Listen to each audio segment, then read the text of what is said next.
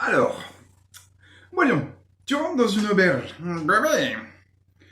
Et en fait, tu vois, sur le comptoir, derrière l'aubergiste, il y a un vieux sabre tout rouillé. Bah ouais. Mais en même temps, il a l'air de cacher une facture à la fois antique et raffinée. Bah ouais. Ouais, j'attaque l'aubergiste. Oh, ok, eh bien, il se trouve que l'aubergiste, c'est une meuf barre des cicatrices, à la limite patibulaire, ses bras sont épais comme des tonneaux, et elle sort une hache pitbull de son comptoir. Est-ce que tu vas t'en sortir? Eh ben oui. Initiative. Salut, messieurs, mesdames, personnes non binaires. Voilà, un nouveau contenu. Alors, ce contenu, il est doublement biclassé, puisque c'est à la fois biclassé jeu de rôle, mais aussi roman, enfin voilà, scénario plus exactement. Et c'est aussi biclassé à la fois écriture, parce que c'est des conseils qui vont être utiles pour écrire, quoi, mais aussi impro, quoi. C'est voilà, si t'improvises en jeu de rôle, je pense que tu peux tout à fait tirer profit de ce dont on va discuter aujourd'hui. Aujourd'hui, de quoi on va parler? On va voir comment faire pour tenir son public en haleine. Donc public, ça va être ton lectorat dans le cadre, voilà, si tu fais de l'écriture romanesque, et ça va être bien sûr, les rôlistes si on est plutôt dans le jeu de rôle, quoi. Dans les deux cas, comment on va tenir ce public en haleine? Tu vas voir que les ressources sont à peu près les mêmes, hein, bien que évidemment dans le cas du jeu de rôle, on a cette particularité qu'il y a le libre choix des personnages qui chamboule pas mal de choses, qui implique sans doute pour toi un peu plus jongler avec la patate chaude. C'est pour ça que si tu fais du scénario, il va falloir préparer tes effets, et puis il va falloir quand même aussi improviser en réaction aux fameuses patates chaudes imprévues, quoi. Du coup, c'est bien parce que ton public te tient toi-même en haleine. Bref. Alors, avant de parler de tout ça, de tenir son public en haleine, on va faire une petite disclaimer. Parce qu'en fait, tu vas trouver pas mal de contenus spécialisés en narratologie qui vont te vendre justement l'écriture à suspense comme étant la bonne façon d'écrire. Voire la seule chose qu'il faudrait savoir, quoi. Des fois, on voit des contenus où t'as l'impression que voilà, la seule chose qu'il faut maîtriser, c'est le suspense. Euh, et ça me paraît doublement faux. Parce que, petit 1, en fait, je pense que des histoires sans tension narrative peuvent être passionnantes. La tension, c'est effectivement un ressort, comme on va le voir, pour tenir le public en haleine. Mais il y en a d'autres, hein, ne serait-ce que l'exploration voilà, d'un monde, le style, tout simplement une bonne histoire, enfin voilà. Donc il y a d'autres façons d'intéresser ton public que juste utiliser l'attention narrative. Et voilà, le 2 qui est un peu le corollaire du un, c'est que un récit à suspense sans une bonne histoire ou un bon style, ça peut être tout simplement décevant. En fait, il y a un risque d'obtenir un récit qui va être trop méta, qui va faire beaucoup de rétention d'informations pour au final un effet de pétard mouillé, quoi. Tu dis, ah ouais, ok, tu m'as raconté toute une histoire dans le désordre, voilà, pour me faire saliver et tout, mais à la fin, quand je reconstitue toute l'histoire, c'est un peu banal, c'est un peu bancal. Et si tu m'avais raconté dans l'ordre, vraiment, je n'aurais pas adhéré du tout. Ça c'est l'effet de pétard mouillé. Donc, ce que je veux dire, pour le dire de façon plus bienveillante, c'est qu'un bon suspense, oui, peut te sauver une mauvaise histoire, c'est certain. Mais c'est quand même mieux d'avoir aussi une bonne histoire, quoi. Euh, l'essentiel de ce que tu dois savoir. Maintenant, voilà, une fois que j'ai fait ce disclaimer, on va parler de tension narrative. T'inquiète pas, on est là pour ça. L'essentiel de ce que tu dois savoir se trouve dans le justement nommé livre La tension narrative. Donc c'est un livre de Raphaël Baroni que vraiment je te conseille la lecture si tu veux creuser ces aspects-là. Ce qui est très bien avec Raphaël Baroni, c'est que donc c'est un narratologue, c'est un universitaire également, et en fait, il arrive à t'expliquer tout ça sans jargon, alors même qu'il se réfère à des prédécesseurs tels que Roland Barthes, Gérard Genette, Umberto Eco, qui eux, mais jargonisent de fou. Il va prendre leur jargon, puis il va dire oui, mais en fait, bon, voilà, en français, ça veut dire ça, quoi. Euh, voilà, donc c'est un texte écrit par un universitaire, mais qui est vraiment d'une clarté limpide. Voilà, vraiment, vraiment passionnant. Mais je vais te faire un trop long palu dans ce contenu. Voilà par quoi ça se résume, la tension narrative. Bon, le résumé, il est lui-même dans le titre, dans le sous-titre du livre, la tension narrative, parce que c'est sous-titré quelque chose comme curiosité, suspense et surprise. Et voilà, en fait, ce sont les trois ingrédients de la tension narrative. Et donc, c'est ça qu'il faut avoir en tête, c'est que la tension narrative égale curiosité plus suspense plus surprise. Alors, la curiosité, qu'est-ce que c'est? En fait, la curiosité, c'est que le récit, ou le MJ, si on parle d'un scénario, de jeu de rôle, le récit nous cache visiblement des infos. C'est-à-dire, il se contente pas de cacher les infos, il cache visiblement les infos. C'est-à-dire que le récit donne des indices sur le fait qu'il ne te dit pas tout. Donc là, dans l'exemple que j'ai fait, le petit sketch en début de vidéo, eh bien, c'était un peu ça. C'est-à-dire, je dis oui, il y a une hache rouillée sur le comptoir, mais il a l'air de cacher une facture ancienne et raffinée. Donc on est en train de se dire, est-ce que c'est pas un ancien artefact? À qui ça a appartenu? Qu'est-ce que ça fait là et tout? Et voilà, je me contente. En fait, j'aurais juste dit, ouais, il y a un vieux sabre rouillé derrière le comptoir, voire même j'aurais tout simplement pas évoqué son existence. J'aurais caché des infos, mais pas visiblement. Donc je fais saliver personne. Donc pour faire saliver, eh bien il faut un petit peu soulever le couvercle très rapidement et le refermer aussitôt pour qu'on comprenne. Ah oui, attends, il y a quelque chose qui est en train de mijoter dans cette marmite et on aimerait bien jeter un coup d'œil. L'idée, c'est de donner envie à ton public, donc de connaître ces informations. Dans le cadre d'un roman, bah, c'est de tourner les pages pour voilà pour finir par comprendre c'est quoi cette histoire de hache rouillée. Et dans le cadre du jeu de rôle, l'idée c'est de donner envie de rechercher les informations. C'est-à-dire le ressort est un petit peu différent. C'est-à-dire que du coup, les rôlistes, ils vont avoir envie de creuser par elles-mêmes, par eux-mêmes, quoi. C'est ce qu'a fait notre lapin crétin, bon, de façon subtile, quoi. Elle voit la subtilité. Ouais, c'est-à-dire que bon bah lui il a attaqué l'aubergiste pour s'emparer de l'épée rouillée parce que l'épée rouillée a stimulé sa curiosité quoi. Alors, deuxième aspect, c'est le suspense. Le suspense, c'est grosso modo il y a une indécision en fait voilà, il y a un moment décisif, mais il y a une indécision. C'est-à-dire qu'on ne sait pas tout de suite comment ça va se conclure. On met une situation de risque, de péril, d'indécision, et on retarde on met l'effet retard suffisant pour que on sache pas tout de suite qu'est-ce qui va se passer, quoi. Alors en jeu de rôle, alors ça pour le coup en jeu de rôle c'est quelque chose qui est mécaniquement tout à fait bien supporté par le dé, quoi. Puisque le fait de devoir utiliser des mécaniques pour savoir non, si le lapin crétin va réussir à battre l'aubergiste, eh bien, ça fait qu'on retarde un petit peu notre résolution. Et voilà, bon après, évidemment, et ça c'est valable aussi pour l'écriture, c'est un procédé auquel il faut pas abuser, parce que lancer un dé, utiliser les mécaniques, en fait, quand c'est trop long, on sait plus si bon. Voilà. Donc il y a plusieurs questions que peuvent poser Suspense. Que va faire le personnage? Est-ce que le personnage tente quelque chose? Est-ce que ça va marcher? Donc il faut bien délimiter les enjeux.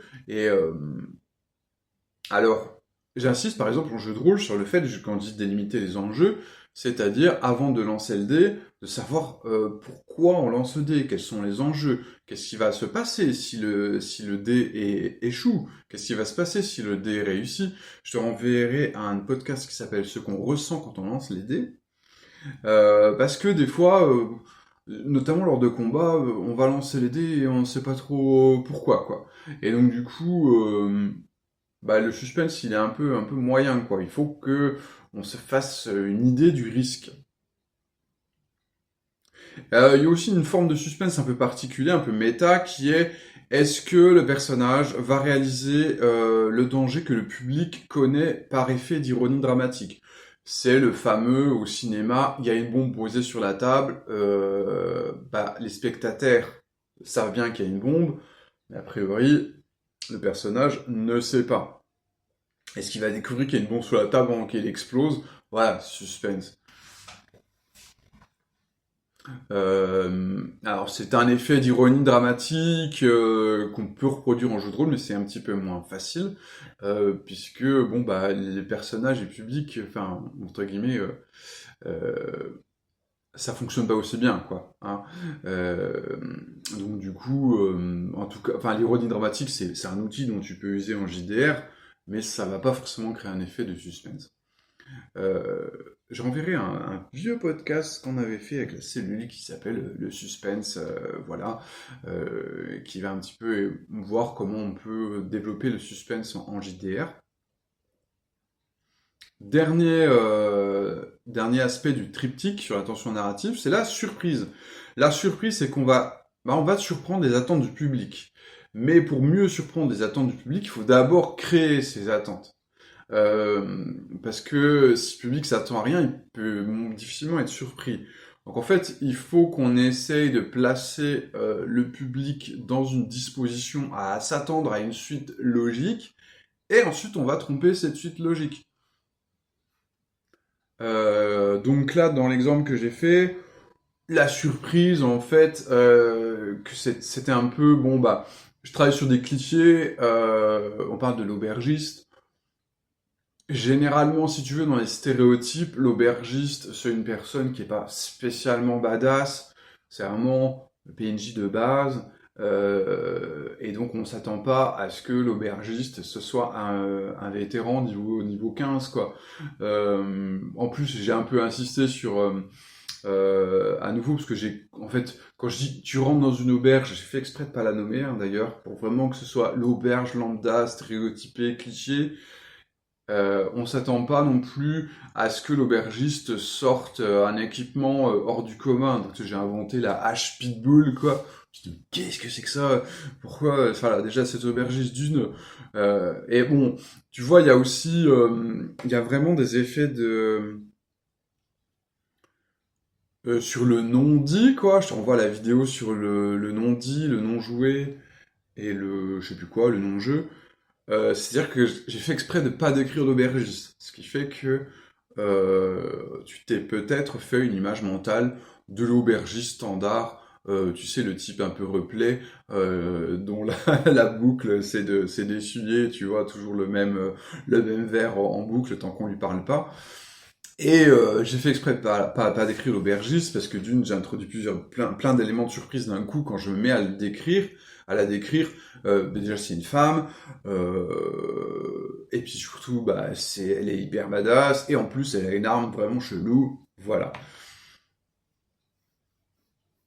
Donc créer les attentes, tu peux faire par la non-description, ce qui fait qu'en fait on place une ambiance stéréotypée, et du coup on va stéréotyper les attentes du public, ou on peut bien sûr le faire par au contraire la description, quoi. Euh, donc, qui va installer des codes narratifs, je sais pas, moi par exemple, je vais installer les codes narratifs du roman noir avec tous les éléments descriptifs qui vont avec, mais en fait, en vrai, l'histoire ça va être autre chose, ça va être de la romance, ça va être de l'horreur, euh, ça c'est ce qu'on appelle un procédé qui s'appelle le bait and switch. Ça veut dire promettre et chambouler, quoi, en gros. C'est-à-dire, on va te promettre un genre narratif, donc on va commencer à avoir toutes les descriptions, les tropes qui s'inscrivent dans ce genre narratif, et à un moment, souvent très brutalement, on va te faire comprendre qu'en fait, non, on n'est pas du tout dans le genre narratif qui était promis. Donc, tu crois que c'est parti pour une histoire de romance, et en fait, ça va être une histoire d'horreur. Tu crois que c'est parti pour de la fantasy, et en fait, ça va être de la science-fiction. Bon, le film emblématique qui repose sur je vais te sur le bait and switch, attention, je vais spoiler, c'est Une nuit en enfer, puisque grosso modo, on pense au début qu'on a affaire à un film de gangster, hein, grosso modo, et puis en fait, c'est un film de vampire, quoi. Voilà, en plein milieu du film, on change complètement le genre narratif. Alors, on change pas d'histoire, en fait, il y a une sorte de logique dans l'histoire et tout, hein. C'est que, voilà, il y avait des vampires, on le savait pas, puis au bout d'un moment, on se comprend que le bar où s'est réfugié le protagoniste, c'est un bar de vampires, en gros, quoi. Voilà. Et oui, oui, je vends, mais voilà, le nombre de trucs que je vous ai spoilé, je suis désolé, je suis un énorme spoiler, j'ai aucune honte à faire ça. C'est pas bien, c'est mon défaut. En plus, j'ai pas vu le film, ça se trouve, je dis n'importe quoi sur comment ça se passe, mais je suis à peu près sûr quand même qu'il y a cette histoire de on switch d'un film de gangster à un film de vampire. Alors, bien sûr, le grosso modo, donc le bait and switch, c'est un principe qui part sur une rupture du pacte de lecture ou une rupture du pacte ludique, hein, selon le média dans lequel on se trouve. Et cette rupture, bah, c'est quand même quelque part une rupture de confiance. Alors évidemment, je t'enverrai un de mes textes, un de mes articles qui s'appelle La manipulation positive. On considère qu'on le fait, si tu veux, for the greater good, qu'on le fait parce que tu vas être surpris, et cette surprise, tu vas t'en rappeler, et au final, tu me remercieras plus tard. Bien sûr, ça peut être très problématique. Moi, j'ai déjà eu des personnes qui sont parties de ma table suite à un bait and switch. Donc ça ne plaît pas à tout le monde. Soit tu peux le faire, soit si tu as vraiment une bonne relation de confiance avec ta table. Cette relation de confiance, ça veut dire quoi? C'est une sorte de pacte de on ira où tu nous emmènes, en gros. C'est on ira où tu nous emmènes, tu as permission de nous chambouler, on attend. En fait, notre attente, c'est d'avoir des surprises. Si on arrive à instaurer ce pacte de confiance-là, je parle du jeu de rôle, eh bien ça va se faire plus en sécurité. Il y aurait beaucoup à dire sur la sécurité émotionnelle en roman et tout. Je pense que c'est quelque chose qui est encore assez peu défriché par rapport à ce qu'on a en jeu de rôle, quoi. Même si on commence à avoir des choses dans les romans tels que les traumavertissements et tout. Généralement, les romans ne veulent pas s'il y a un roman qui fait un procédé de bait and switch, bah, ne veut pas le déflorer d'aucune façon, avec un risque comme ça de surprendre son lectorat, voire de le traumatiser, hein, dans certains bait and switch qui peuvent être particulièrement violents. Bon, ça dépend, il y a des genres, si tu prends le thriller, il y a un thriller que j'avais beaucoup aimé qui s'appelle Company Man, où grosso modo, je vous spoil vite fait, c'est un chef d'entreprise, machin, et grosso modo, tu sens que l'intrigue, ça tourne un peu autour ça va être un thriller corporate, quoi. C'est-à-dire que c'est une intrigue policière qui tourne autour de son entreprise. Ok, tu comprends que ça va être en jeu, mais il y a aussi une romance. C'est-à-dire que grosso modo, c'est un homme divorcé, il est un peu paumé et tout, et il rencontre une fille plus jeune qu'elle, et en fait, il y a une idylle idyllique qui s'installe entre eux, quoi, et c'est vraiment une très belle histoire d'amour. Et tu dis, bah voilà, bon, ouais, c'est une romance, c'est sympa, et puis tu t'attends à ce que éventuellement cette nana soit un soutien du protagoniste, ou peut-être, on n'espère pas, mais peut-être une personne qui sera mise en danger par les menaces qui vont se dévoiler au fur et à mesure du roman. Mais en fait, non. En fait, la nana, c'est la méchante. En fait, elle déteste le héros, je sais plus pour quelle raison. Mais elle déteste le héros et son but, c'est de le tuer, de tuer ses enfants et tout. Et c'est la méchante de l'histoire. Alors, c'est très surprenant, mais après, on est dans le genre du thriller. Donc en fait, c'est un genre qui a réussi à créer ce pacte de confiance qui est notre pacte de lecture, c'est que je vais bousculer tes attentes et je vais te surprendre. Et donc du coup, tu n'es pas choqué en fait, tu es content en fait. Tu dis ah super, tu m'as montré, en fait, tu m'as fait ce tour de passe-face, tu m'as fait regarder à droite et en fait par la main gauche, tu as amené un effet. Donc ça, bah voilà, ça fonctionne. Donc bah si tu veux faire du bait and switch, il faut réussir à installer un pacte de confiance équivalent à ce qu'on a dans le thriller, qui est plutôt une sorte de pacte d'inconfort, quoi, pour dire les choses. Voilà, voilà. Je reviens sur la curiosité, sur le fait de cacher visiblement des infos. Un procédé que j'ai oublié de dire, mais du coup je me rattrape maintenant.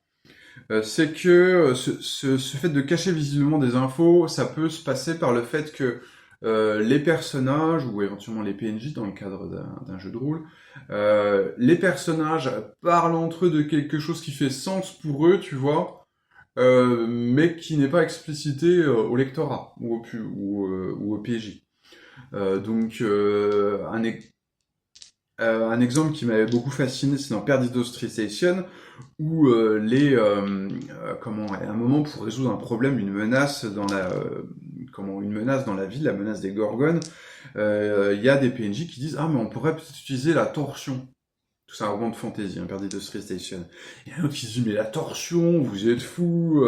Non, c'est vraiment une très très mauvaise idée. Vous savez qu'il y a telle région qui est totalement dévastée à cause de la torsion.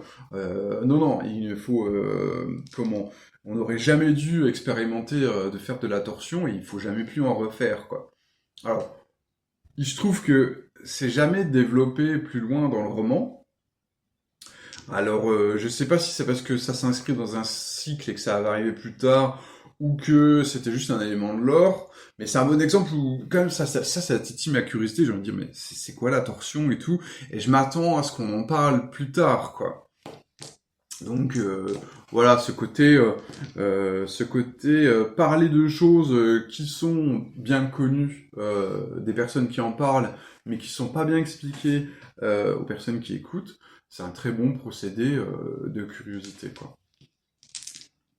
À nouveau, si on est dans le cas du jeu de rôle, les PJ vont certainement pas rester passifs devant cette information et vont sans doute essayer d'aller en savoir plus de façon active.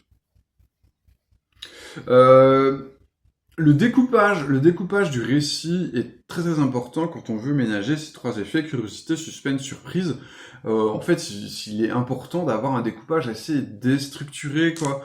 Vous avez vu dans l'exemple que j'ai donné, c'était, même pour du jeu de rôle, c'était assez déstructuré. Les informations n'arrivaient pas dans un ordre logique. Euh, et notamment, je dirais que en début d'acte, il faut démarrer avec des infos partielles. On commence à donner des infos, mais avec ce côté tout n'est pas donné, et on sent bien que tout n'est pas donné.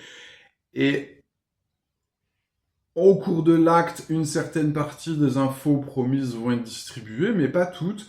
Et surtout, en fin d'acte, il faut finir avec une question cruciale, c'est le principe du page turner, quoi. Chaque chapitre, ou éventuellement chaque scène dans une partie de jeu de rôle, va se terminer avec une question, quoi. On sent que quelque chose n'est pas résolu, qu'une nouvelle menace va apparaître, qu'est-ce que c'est, qu'est-ce qui va se passer et tout. Voilà, grosso modo, si tu peux finir ton chapitre avec un point d'interrogation, c'est la meilleure façon de finir un chapitre. Et en fait, du coup, en préparant ce contenu, il m'est venu en fait une synthèse de tout ça. Bon, je ne prétends pas être original en faisant cette synthèse, mais je vais quand même te la confier. C'est qu'en fait, ce procédé-là, c'est un procédé en fait d'érotisation de l'information. En fait, il y a énormément de points communs avec l'érotisme dans tout ce que je t'ai dit, quoi. Sauf que là, si tu veux, le désir, on ne cherche pas à susciter le désir pour la chair, mais on plus largement, on cherche à susciter le désir pour l'information. C'est-à-dire que voilà, on va... c'est un peu ce que Fabien Hilvain appelle la rétention, fascination. C'est oh, regarde, j'ai des informations, tu voudrais bien les connaître, hein? Attends, je te montre un tout petit peu, juste une cheville. Voilà. Oui, je suis désolé, cette analogie, mais elle est totalement vraie, et elle est vraie dans l'autre sens, c'est-à-dire que, justement, les fictions érotiques, usent beaucoup ces procédés, hein. Curiosité, suspense et surprise, quoi. Parce qu'il y a vraiment, voilà, quelque chose de l'ordre du désir, et moi, la tension, on utilise le terme tension sexuelle, voilà, tension érotique, quoi. Voilà, bon, bref. J'aime bien cette idée d'érotisation, parce que finalement, érotisation de l'information, ça résume très bien, en fait, ce qu'on cherche à faire, quoi. Et avec, voilà, il y a des métaphores, enfin, de bait and switch, tu vas dans bait, il y a vraiment ce truc de racoler, en fait, voilà.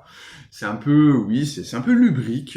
La tension narrative, c'est quelque chose d'un peu lubrique, je suis désolé, c'est comme ça. Voilà, passons, on va conclure un petit peu avec quelques petites notions utiles en vrac que j'ai pas forcément réussi à t'intégrer dans cet exposé, mais que il me semble que tu dois connaître. Bien sûr, il y a la notion, voilà, c'est un grand classique, mais bon, ça vaut mieux le disant, c'est le fameux MacGuffin. Dans mon exemple, c'était l'épée rouillée, quoi.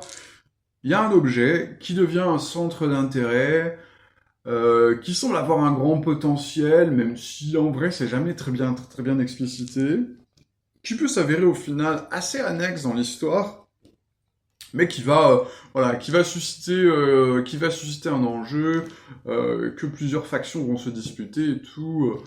Voilà, le MacGuffin, sachant que le MacGuffin peut d'ailleurs être un personnage en fait, hein. On peut créer des personnages MacGuffin qui sont finalement quelque part c'est des personnages un peu fonction, un peu objet, géométrique, un personnage qu'il faut protéger, un personnage qu'il faut attraper, un personnage qu'il faut cacher, ainsi de suite, quoi, qui ont un peu un rôle comme ça, un peu géométrique. Ce sont vraiment des pivots intéressants dans des récits à suspense, quoi. Le fusil de Tchekhov, quelque part, mon épée rouillée est une sorte de fusil de Tchekhov aussi, hein. C'est l'idée de parsemer. Il y a vraiment cette notion de pré-shot. On va parsemer des informations qui vont avoir une articulation plus tard, quoi. Ça, c'est dans l'idée de... En fait, notamment, on a parlé de surprises. Le problème des surprises, c'est quand elles sont trop gratuites, ça finit par lasser. Et donc, si tu articules une surprise avec un fusil de Tchekhov, en fait, l'idée, c'est là où c'est un jeu d'équilibriste, c'est que la surprise, elle doit être un petit peu annoncée. J'ai expliqué qu'on essayait de mettre en place des attentes divergentes de ce qui va vraiment se passer pour créer la surprise, mais en même temps, si la surprise n'est pas du tout annoncée, ça fonctionne moins bien. C'est vraiment un jeu d'équilibriste parce que il y a bien sûr le risque que le public le plus averti, comprenne très à l'avance ce qui va arriver. Mais l'idée c'est que en fait, on va quand même essayer de pré-shotter la surprise dans l'idée de pouvoir surprendre 80% du public, mais que 100% du public, une fois que la surprise soit passée, se dise « Ah oui, mais en fait, j'avais quand même eu des indices. » Il y a un côté satisfaisant de voir les briques s'imbriquer, quoi. Et donc, par exemple, dans une pièce, dans le fusil de Tchekhov, donc l'idée, c'est que dans la pièce La Mouette de Tchekhov, il y a un fusil qui est présent dans une scène. Au moins, au début, on voit un fusil, en fait, sur le mur, quoi. Et il y a un moment, quelqu'un va se saisir de ce fusil pour commettre une tentative d'assassinat. Eh bien, la surprise, ça peut être justement le geste violent, le truc qu'à un moment, un personnage prend le fusil et s'apprête à tirer sur quelqu'un. Ça peut être surprenant parce que peut-être que ce personnage on le voyait comme n'étant pas capable de passer à l'acte. Mais il y a quand même un élément de «Ah, j'aurais pu le prédire parce qu'il y avait ce fusil qui était disponible». Donc voilà, la surprise ne doit pas être gratuite, donc le fusil de Chekhov, c'est vraiment un élément très important à maîtriser. Alors en jeu de rôle, surtout, on a un pro, l'idée peut-être, ça peut être d'avoir des impros un peu détaillés. C'est-à-dire que quand on entre dans un lieu, ou quand on décrit des personnages, ne pas se contenter d'une description utilitaire et juste décrire les éléments qui sont utiles tout de suite, décrire un petit peu d'autres PNJ, d'autres objets, voilà, tu sais pas encore à quoi ils vont servir, ça se trouve, c'est de la du pur décor, mais avec un peu de chance, eh bien, c'est voilà ce dont ces éléments que tu as évoqués, qui étaient de façon un peu gratuite au départ, tu vas pouvoir t'en servir plus tard pour créer un phénomène de surprise, mais une surprise qui aura été annoncée parce que tu as bel et bien décrit ce décor. Donc maintenant, en tant que MJ, ça te donne le droit d'utiliser ce décor de façon surprenante, disruptive, quoi. Donc j'ai parlé aussi, donc, au niveau des notions utiles, j'ai parlé un peu de narration éclatée, déstructurée, notamment avec des flashbacks, des flash-forward. Bon, c'est vrai que les récits à suspense, ce sont des récits qui racontent rarement les choses dans l'ordre chronologique ou dans l'ordre logique, pour justement créer des sentiments qu'on nous cache des informations, que l'information arrive de façon chaotique, anarchique, imprévisible. Et il y a notamment aussi, je pense, un art de la coupure à maîtriser, quoi. C'est-à-dire que ton récit ou ta partie de jeu de rôle peut démarrer par un in media res, c'est-à-dire on démarre tout de suite dans l'action et on comprend pas c'est pas tout de suite expliquer ce que les personnages font dans cette galère, quoi. On démarre tout de suite dans une situation problématique alors qu'on n'a pas posé les prémices et on les expliquera plus tard, hein. Donc à nouveau on est dans un truc de curiosité, on va comprendre, mais pourquoi? On démarre tout de suite avec du suspense, situation dangereuse, du risque, du suspense, et en même temps de la curiosité. Parce que voilà, donc vous êtes dans une forêt qui porte le corps, quoi. Voilà, la question de base, quoi. Hein. Qui porte le corps et vous entendez les chiens à vos trousses, qu'est-ce que vous faites, quoi. Voilà, donc tac, je mets d'un coup curiosité, surprise aussi, parce que à la limite, c'est aussi surprenant. La surprise, c'est peut-être l'élément le plus méta, en fait. C'est dans l'idée de... On te surprend parce que le pacte de lecture et voilà, le fait, souvent, le procédé de l'in media res, en fait, c'est une rupture du pacte de lecture, quoi, qui est l'idée qu'un récit doit être explicatif, il doit démarrer avec une situation initiale qui est calme, où on va exposer tranquillement le décor, et donc le fait que moi je te démarre en pleine action, en pleine bourre, et que j'explique rien de pourquoi les personnages sont là, machin, et pourquoi il y a quelqu'un tout nu dans l'étagère, voilà, hop, ça bouleverse un petit peu le public, et voilà, donc là c'est top, parce que le in media res, en fait, on arrive à fourrer dans la même scène, curiosité, suspense, surprise. Donc c'est très bien, c'est très dynamique et on démarre sur les chapeaux de roue. Donc la tension narrative elle est installée tout de suite et l'idée c'est que c'est une dynamique dans laquelle on va tenter de rester, quoi. Alors on va tenter de rester. Je pense que c'est quand même important de garder une attention au pacing. C'est-à-dire le pacing, c'est le sens du rythme dans la langue de Molière. C'est-à-dire que, alors bon, bien sûr, il y a des films qui sont connus pour aller des histoires sont connues pour aller tambour battant. Je sais pas, je pense à Mad Max Fury Road, il me semble que, enfin, je l'ai pas vu. Il me semble que voilà, ça s'arrête, l'action s'arrête jamais, tu vois, c'est une course-poursuite tout le temps. Mais la plupart du temps, alors je sais pas comment c'est fait dans Mad Max Fury Road, peut-être que c'est très bien fait, mais la plupart du temps, c'est bien de se poser en fait. Donc, en fait, tout simplement alterner action, repos, action, repos, notamment parce que les moments de repos vont permettre de poser un peu plus les personnages et qu'on puisse s'y identifier, s'y attacher, quoi. ce qui n'est pas tellement possible en fait quand on est dans de l'action trépidante, à moins d'avoir une excellente capacité à, comment dire, à caractériser les personnages dans l'action et tout le temps dans l'action, quoi. Mais bon, ça, on n'y arrive pas toujours. Des fois, c'est de l'action continue et juste, c'est un peu lassant parce que comme les personnages sont pas caractérisés, on ne s'y intéresse pas, on ne s'y attache pas, et donc voilà. Puis c'est un côté un peu musical, quoi. C'est cette idée que même si tu veux, à part éventuellement dans le grindcore, même dans les genres de musique extrême, tu vois, qui sont censés être très rapides, très frénétiques, si tu écoutes bien, en fait, si tu prêtes l'attention, il y a toujours des moments de calme qui sont insérés, quoi.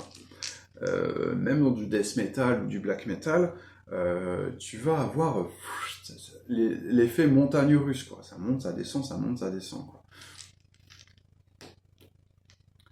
Voilà, donc bon, je continue sur cette idée de ne pas tout dire, d'avoir des non-dits en fait dans le récit.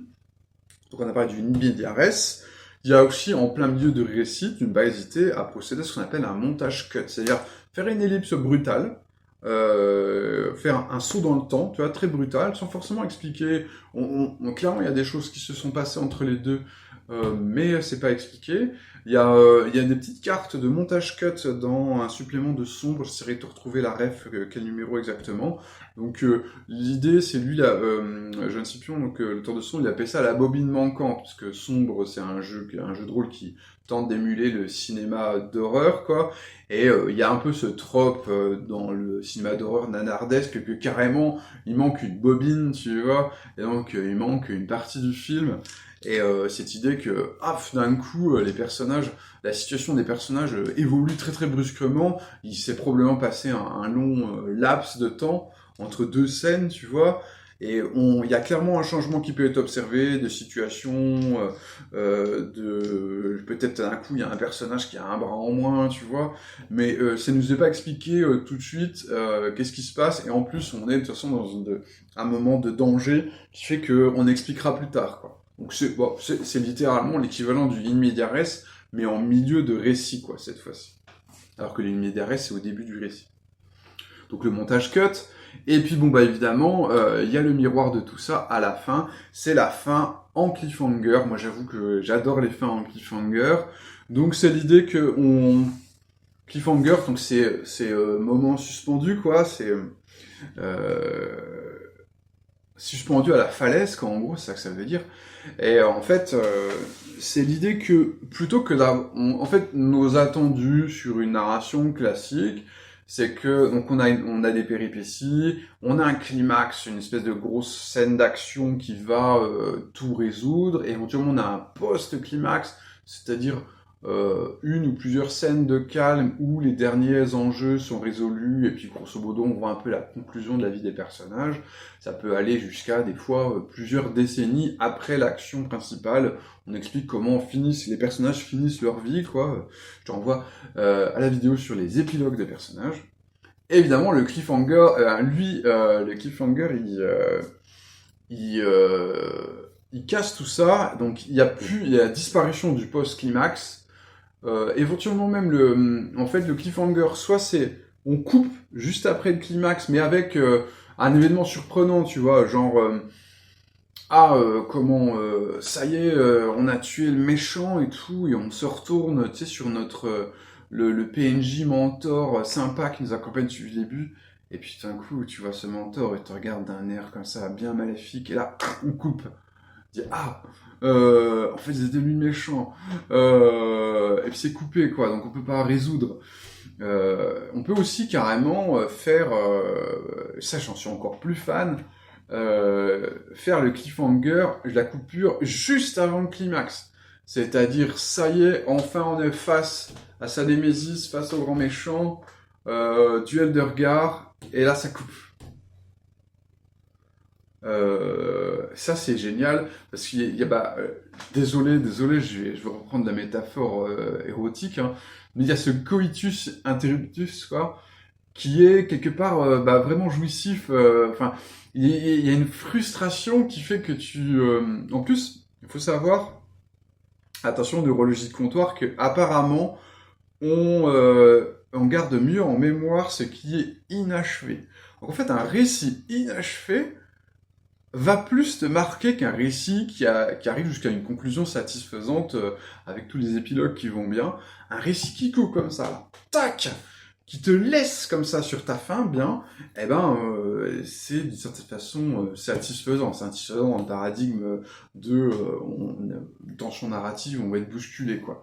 De ne pas résoudre la tension est finalement quelque chose de très très fort. Ok, alors on finit vite fait avec notre boîte à outils, finit de déballer. Il y a l'impasse mexicaine, voilà, j'aime bien, je vais pas trop m'étendre dessus, mais c'est l'idée que on a trois personnages qui grosso modo se menacent et on sait pas comment résoudre cette menace parce que si y en a un qui tire, bah les deux autres vont tirer et tout le monde va mourir.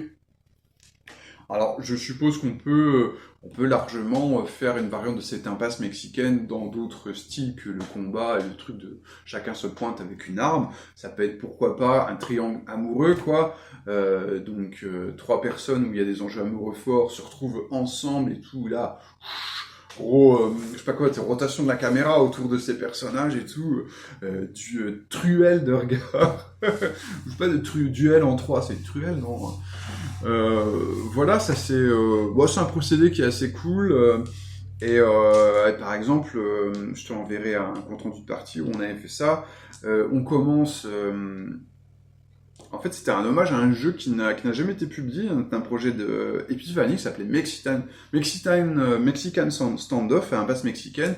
Et il me semble que l'idée c'était que justement ça devait forcément une partie devait forcément commencer par une impasse mexicaine. Donc l'idée c'est que trois personnages qui sont en train de se braquer mutuellement et en fait, ce qu'on faisait sur le modèle d'un jeu de rôle qui s'appelle Showdown, Showdown, ça commence par un duel, et en fait, on fait une série de flashbacks avant pour comprendre pourquoi les personnages sont en train de sont dans une impasse mexicaine, quoi. Donc je te mettrai le compte rendu de partie. Évidemment, chez un autre élément qui est très bien pour la tension narrative, ce sont les fameux dilemmes. Les dilemmes, il y en a plein de sortes. Je te renverrai à la vidéo sur le contenu sur les dilemmes. Mais grosso modo, ce que j'aime bien avec les dilemmes, c'est que je trouve ça particulièrement ludo-narratif. Je te renvoie à mon article. Le jeu et la narration, c'est la même chose. C'est-à-dire que ce qui est intéressant dans la tension narrative, même quand c'est utilisé dans le cadre du roman, du film, pas dans le cadre de médias passifs, c'est que c'est ludique en fait. Il y a vraiment un jeu qui s'installe avec le public. Et donc, les dilemmes, je trouve que c'est vraiment la quintessence d'un élément narratif qui est ludique en même temps, quoi. Donc on veut des dilemmes. Il y a et des dilemmes, sachant que dans les dilemmes, tu peux mettre en place des retards d'information. Tu vois, t'as compris qu'on pouvait mélanger les composantes, hein, curiosité, suspense, surprise. C'est-à-dire qu'il y a un dilemme, mais par exemple, un personnage va prendre. En fait, il y a un dilemme qui est proposé à un personnage.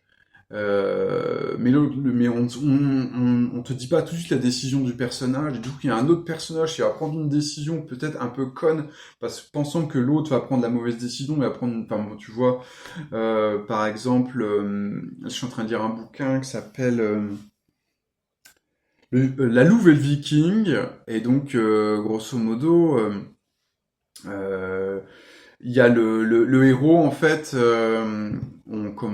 il doit négocier une alliance avec un roi viking, et le roi viking lui dit écoute, je veux bien faire l'alliance, mais à condition que tu me laisses passer une nuit avec ta nana. Et donc la nana, qui est le deuxième protagoniste du bouquin, la nana commence à se dire ah mais en fait en tant qu'ambassadeur, il peut pas tellement refuser des propositions. Moi, je suis une esclave et tout. Même si visiblement il m'aime, il y a de fortes chances qu'il qu'il accepte en fait de me livrer à ce roi viking parce qu'il y a beaucoup trop, enfin il y a plein d'enjeux qui fait qu'il y aurait de bonnes raisons quand même d'accepter ce marché un peu dégueulasse. Et donc tu la vois commencer à prendre des décisions, notamment envisager de prendre la fuite. Euh, et en fait, pendant tout ça, on te décrit pas la décision du héros, quoi. Alors, moi je te coupe, hein, mais au final, le héros, il va décider de prendre la défense de sa nana, quoi. Il va dire, bah non, il est hors de question que je vous laisse toucher à elle. Voilà, c'est pas comme ça qu'on négocie et tout. Bon, ce qui est très risqué de sa part, hein, parce il peut vraiment se mettre le roi viking à dos et avoir des représailles et tout.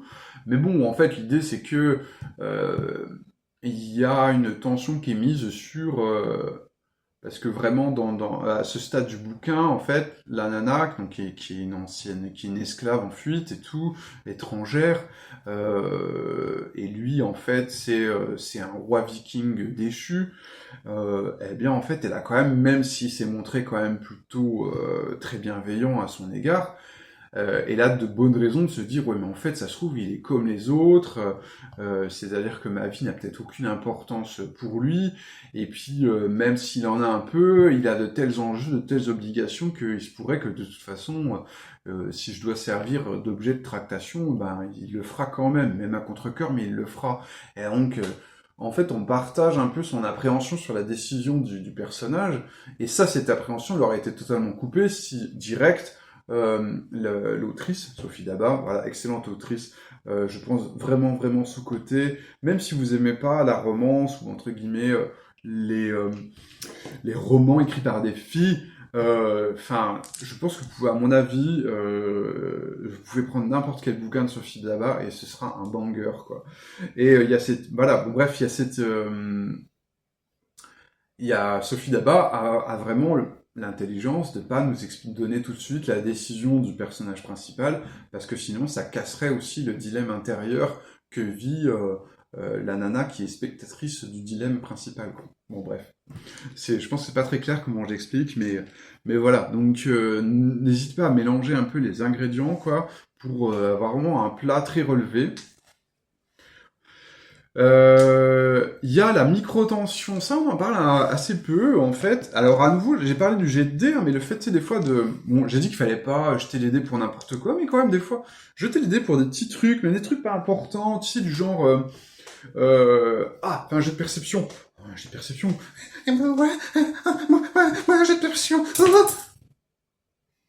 T'as réussi. T'entends rien de spécial. La microtension, en fait, c'est grosso modo faire monter la mayonnaise sur des choses où en fait il n'y a pas vraiment d'enjeu, quoi. Si c'est le fameux le placard qui grince dans un film d'horreur, en fait il y a rien dans le placard, il y a juste du Nutella, tu vois. Mais on te fait un peu frémir et tout. Et puis d'ailleurs, ça peut permettre d'installer des surprises plus tard, à nouveau. C'est ça qui est super intéressant avec les procédés, c'est qu'ils se marient entre eux. C'est-à-dire, je t'ai fait flipper sur un placard qui grinçait, alors que dedans, il y a juste du Nutella, ou tu sais, genre le placard qui s'ouvre, c'est parce qu'en fait, il y avait le chat enfermé dans le placard, tu vois. Et donc, tiens, on a sursauté pour rien, quoi. Mais du coup, après, j'ai dû reprendre, parce que, en fait, le monstre, il était planqué sous la table. Voilà. Donc la microtension, bah faut pas forcément en abuser parce que des fois c'est un peu grossier et puis c'est un peu cette histoire des fois comme je l'ai dit dans mon disclaimer au départ quoi, cette idée un peu d'habiller le vide quoi, c'est-à-dire en fait j'ai rien à raconter mais je vais le raconter d'une façon tellement tendue que ça va être intéressant. Bon voilà, ça c'est un peu lourdin, il faut pas trop en abuser mais bon bref. On a aussi comme procédé l'adresse au public. Alors ça, c'est évidemment, tu peux en user, en abuser quand t'es MJ, c'est-à-dire, vous demandez ce qui va se passer et tout. Tu sais, tu vas passer quand t'es MJ, tu vas passer en méta pour essayer de titiller, en fait, les rôlistes à ta table, tu vois, les amener dans des directions, prendre un peu leur température émotionnelle, ainsi de suite. Donc l'adresse au public, bon, évidemment, c'est aussi un procédé qu'on peut utiliser en roman. Après, en roman, je pense que c'est quand même très très démodé. Hein. Tu peux le faire éventuellement si tu as un narrateur intradiégétique, c'est-à-dire la personne qui raconte est aussi protagoniste de l'histoire. Et donc là, la personne peut s'adresser au public et ça casse pas trop le quatrième mur, quoi. Ça le casse juste assez. D'ailleurs, on a parlé de racolage, mais il y a Fibre Tigre qui citait pour résumer en fait, c'était quoi la tension narrative, c'était quoi le fait d'allumer en fait le public. Il résumait le début d'une fanfiction, la première phrase d'une fanfiction, qui était je vais vous raconter comment j'ai perdu ma virginité. Oui, c'est racoleur comme des premières phrases, mais c'est en fait après l'image est parlante quoi. Cette idée de ok, ça c'est une adresse au public hein, tu vois, et c'est tout de suite on pré-shot en fait. Euh, c'est un procédé de curiosité, voilà, ces fameux trucs on annonce très en avance un truc important, et du coup, on va essayer de t'allumer sur comment on va y arriver, en fait. Ah oui, comment le personnage va perdre sa virginité, on veut tous, tout savoir. Sauf si, alors, bon, évidemment, j'imagine que si tu es asexuel et que tu regardes son contenu, tout ça doit pas du tout t'intéresser, mais bon, du coup, prends-le pour une métaphore. Ça peut être plein de choses. Je vais vous raconter comment je suis passé de mendiant à roi, voilà, enfin, n'importe quoi. Je vais vous raconter comment le brave type que je suis a fini par tuer toute sa famille, tu vois. Bon, enfin,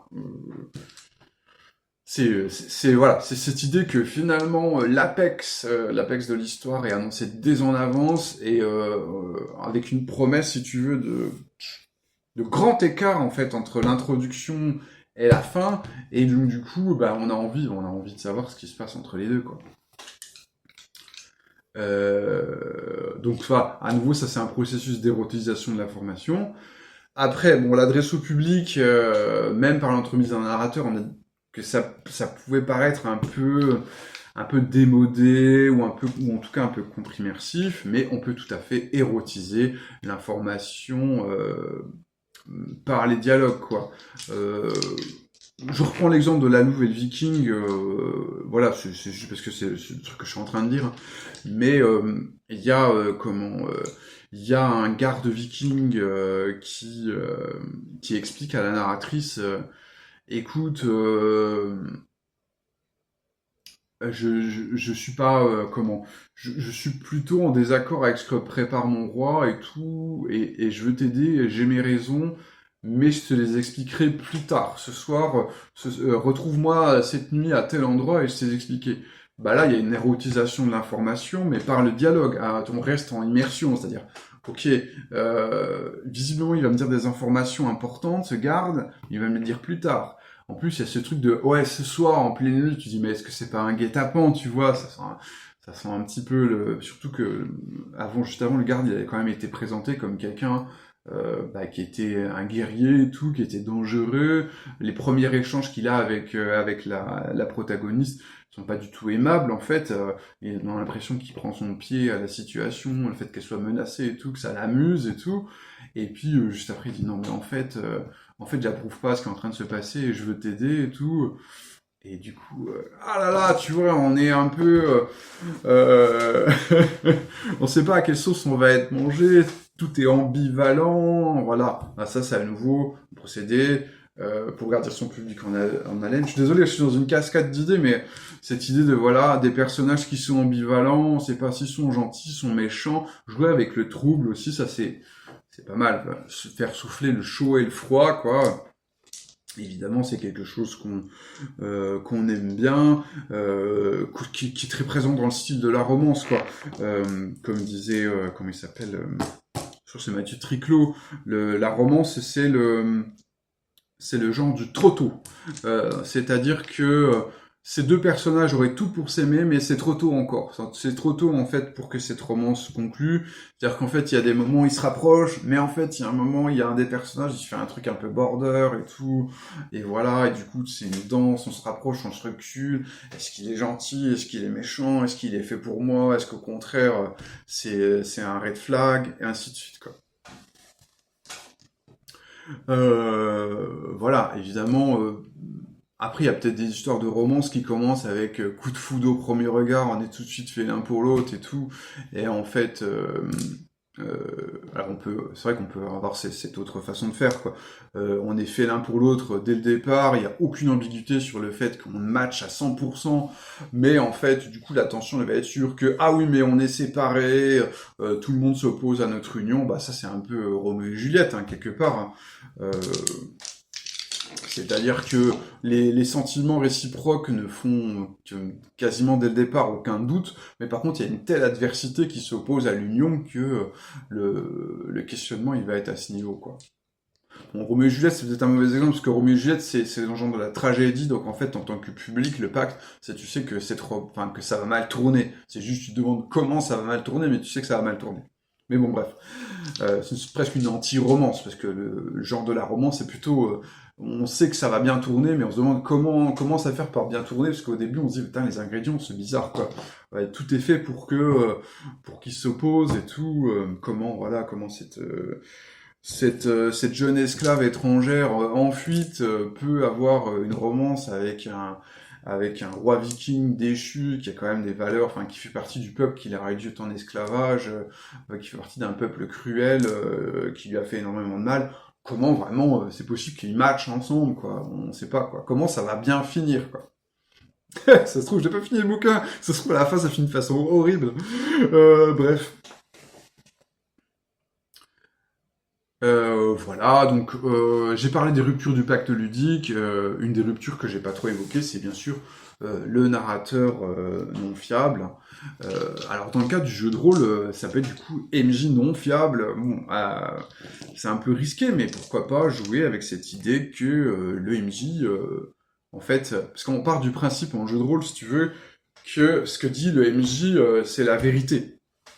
C'est-à-dire que, bon, bien sûr, l'idée c'est qu'il y a plein de PNJ qui mentent, il peut y avoir des illusions magiques et tout, de toutes sortes. Mais par-dessus ça, le MJ dit la vérité. C'est un peu le pacte habituel. Ce pacte-là, on peut le trahir. Par exemple, dans un des jeux Arbre, chaque personnage dispose en fait d'un pouvoir à usage unique qui s'appelle le Blast. Le Blast, en fait, c'est à tout moment dans la campagne, tu peux utiliser le Blast, et ça veut dire que tu vois les choses telles qu'elles sont vraiment. Ça veut dire quoi? Ça implique quoi? Ça implique que le reste du temps, l'entièreté du reste du temps, il est possible que MJ te mente sur ce qui est réellement en train de se passer dans la fiction, quoi. Et donc ça induit en fait une ambiance magique, fantastique, paranoïaque, voilà, sur presque ouais, schizoïde, quoi.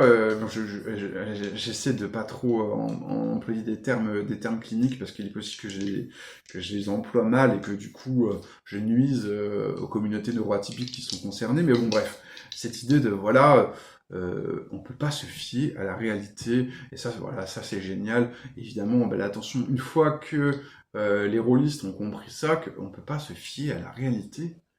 La tension narrative est à son comble. Bien sûr, comme toutes les ficelles que je t'ai montrées, il faut jamais trop tirer dessus. Et donc, évidemment, il y a vraiment toujours un jeu d'équilibriste, ne jamais trop abuser des procédés, sous peine que ça lasse, sous peine que... en fait, il faut toujours quand même que le public garde une certaine sensation de contrôle, un certain confort. Et bon, ça, là, par contre, je t'ai donné beaucoup de recettes, mais cette recette de l'équilibre, je ne suis pas en mesure de te la donner. C'est vraiment à toi de trouver comment doser. C'est un peu, je sais pas, ouais, c'est ce truc de pâtisserie où il faut vraiment que les quantités soient parfaites, sinon, ta mayonnaise ne va pas monter. Oui, de mayonnaise, la pâtisserie, oui, je sais, j'avais promis que je ferais plus de métaphores. Bois, non, métaphore. Bon, ok. Allez, on se laisse et on se retrouve la semaine prochaine pour un nouvel épisode sur toujours cette série consacrée à l'écriture. Et on s'arrête juste avant que ça fasse 1 heure. Ciao, ciao.